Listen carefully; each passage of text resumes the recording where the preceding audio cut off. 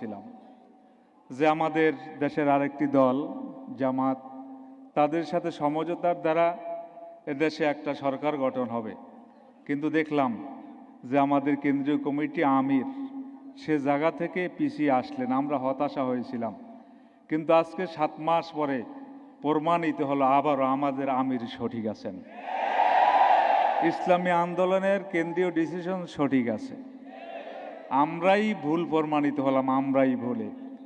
এই জন্য আমি আপনাদের উদাত্ত আহ্বান জানাবো, একটা দেশে অভ্যুত্থান ঘটাতে হলে একজন যোগ্য নেতার দরকার, যোগ্য নেতৃত্বের দরকার।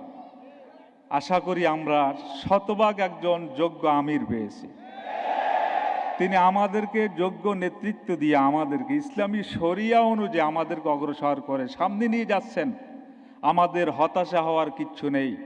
এই জন্য আমি বলবো, ইসলামী আন্দোলনের নেতা কর্মীরা কোনোদিন হতাশ হতে পারে না, ঝিমিয়ে পড়তে পারে না, ঘুমিয়ে পড়তে পারে না।